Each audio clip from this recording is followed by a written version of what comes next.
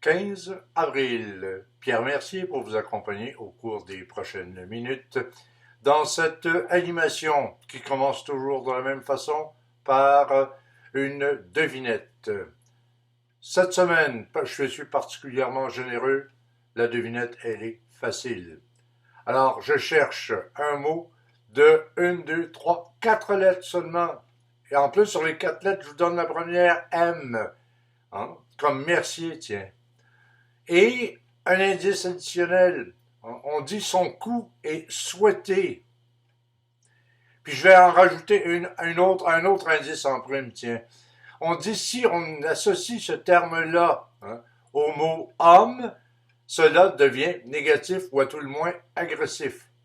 Alors là, écoutez, si vous ne l'avez pas trouvé encore là, soyez patient. Comme on dit au Québec, endurez-moi pendant quelques minutes et je vous donnerai à la fin la réponse et l'explication, bien sûr. Alors, on arrive maintenant aux éphémérides. Nous sommes, comme je viens de vous le dire, le 15 avril. Il faut remonter jusqu'en 1955 pour connaître un événement important et qui va prendre une importance mondiale, mais considérable et à un rythme affolant, je dois bien le dire.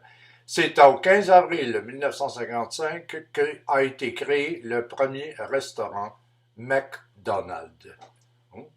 Et il a été créé dans la ville de Des Plaines, en Illinois, par un monsieur qui s'appelle Ray Kroc.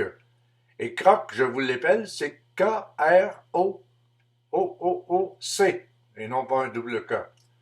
K-R-O-C. Bon. Alors, comment il est arrivé, notre ami Ray, à instaurer ce restaurant-là? Il faut voir que M. Ray avait fait une carrière comme distributeur, même distributeur exclusif pour les États-Unis, d'un produit qui s'appelait Multi-Mixer. Multi-Mixer. Alors, il s'agissait en fait d'une super mixette qui permettait de fabriquer les fameux milkshakes. Et souvenez-vous que dans les années 50, début des années 60, c'était un des délices préférés des gens qui allaient comme ça dans les restaurants. On se buvait un milkshake. Et mon Dieu que c'était bon, il y avait plusieurs variétés, etc., etc. Mais je reviens à notre ami Ray. Alors, son meilleur client, c'est un restaurant de Californie, dont les propriétaires, ce sont deux frères. Et les frères s'appellent, tiens, par hasard, McDonald's. Le meilleur client, vous vous rendez compte que dans leur restaurant de Californie, ils utilisaient 8 modèles comme ça, 8 appareils, des multi-mixeurs. C'était donc le meilleur client de Ray. Et à un moment donné, Ray a décidé de faire le voyage et d'aller rencontrer ces deux frères-là et de visiter leur restaurant. Et là, Ray est tombé en amour avec cette formule-là. Il a apprécié beaucoup la rapidité du service, la qualité des aliments qu'on y retrouvait, et il a vu très vite la possibilité d'une source importante de revenus. C'est là où il a encouragé à ce moment-là et accompagné, ça veut dire aussi accompagner physiquement et financièrement, les frères McDonald à ouvrir ce premier restaurant à Des Plaines, Illinois. Et depuis ce temps-là, si je vous donne des statistiques, j'allais les refouiller là quelque part. Il a apprécié donc la rapidité, ça je l'ai dit. Et puis, ils ont développé donc une chaîne. Et cette chaîne-là s'est développée elle-même à un rythme assez impressionnant. Ainsi, en 1958, 3 ans après l'ouverture de ce premier restaurant, on avait vendu 100 millions d'hamburgers. Et en 1965, on est rendu à une chaîne de 700 restos. Et c'est à ce moment-là que M. Kroc décide d'inscrire à la bourse son entreprise. Ça va lui permettre à ce moment-là d'aller chercher plus de capital et d'accélérer encore le développement de sa fameuse chaîne. Au Canada maintenant, il a fallu attendre jusqu'en 1967 pour voir apparaître le premier restaurant. Et c'était en Colombie-Britannique. Alors, je regarde mes notes ici. Là. En Colombie-Britannique, le premier restaurant. Et maintenant, on est rendu à 1400 restos à travers le Canada. Et on calcule que l'on vend, ou on sert plutôt, 2 millions, écoutez bien, 2 millions et demi de personnes, de clients par jour. Alors, c'est une entreprise énorme et qui est connue comme ça et répandue à travers le monde. À ce point tel que, quand on veut vraiment calculer l'indice des prix à la consommation et surtout comparer ces indices de prix, on utilise, évidemment, il faut faire des calculs savants, etc., que les économistes font. Et depuis un bon nombre d'années, ils ont choisi le prix du hamburger de McDonald's comme unité de mesure. Parce qu'il se retrouve dans pratiquement tous les pays et on peut comparer à ce moment-là vraiment la différence de prix exactement pour le même bien. Donc, on est rendu maintenant à l'utiliser en économie comme indice de développement des prix et d'augmentation des prix et d'inflation, et etc. Alors voilà donc 15 avril 1955, le premier restaurant McDonald's, je l'ai dit, à Des Plaines, en Illinois. Passons maintenant à la pensée de la semaine. Une pensée qui est très bonne et qui explique beaucoup de choses dans la vie et qui explique aussi souvent le succès des gens, mais aussi leurs échecs. Cette citation, elle a droit à une écrivaine américaine qui s'appelle Madame Jong, Erika Jong. Et voici ce qu'elle nous dit.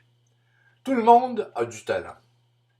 Ce qui est plus rare, c'est d'avoir le courage de développer ce talent. Bon.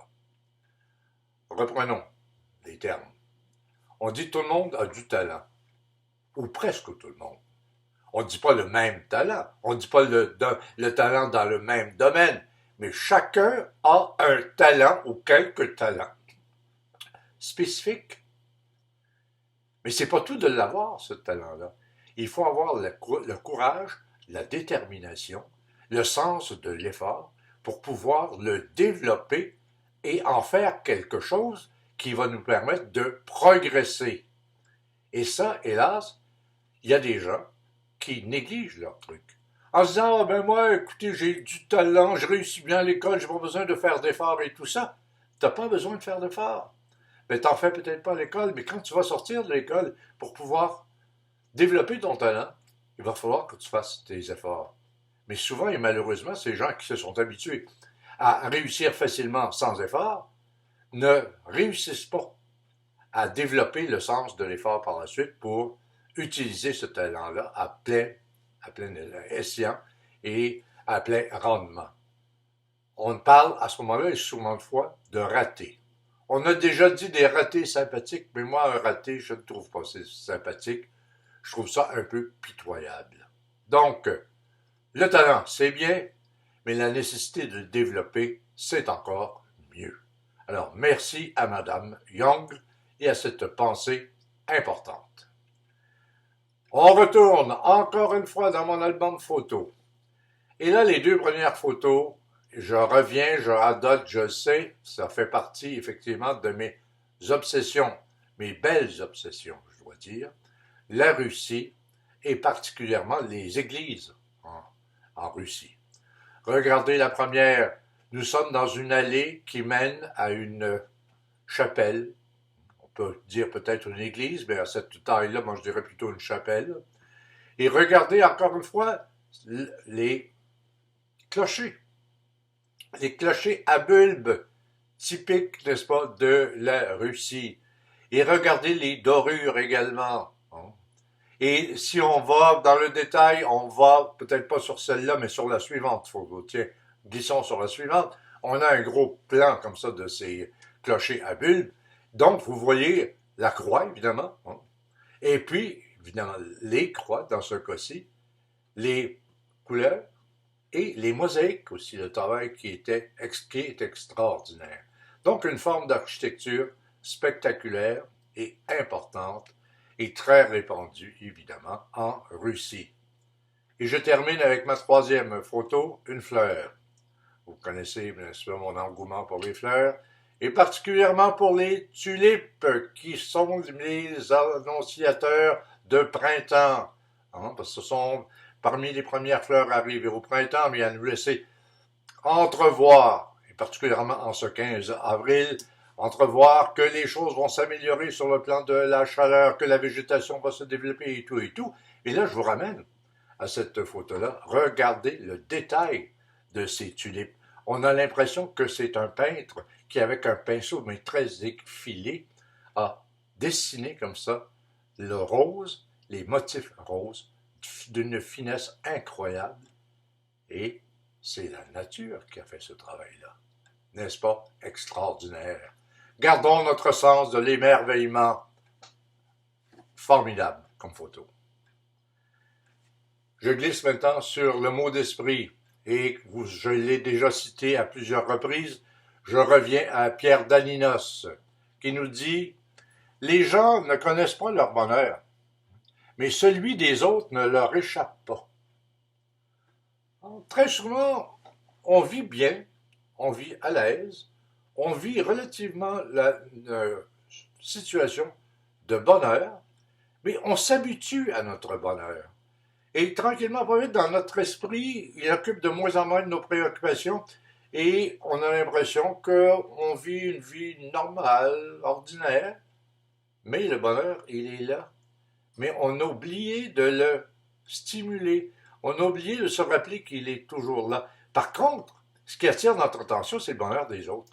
C'est le bonheur des voisins. On dit « Hey, oh, hey, eux, regarde », on appelait ça à l'époque, dans une publicité, les voisins gonflables.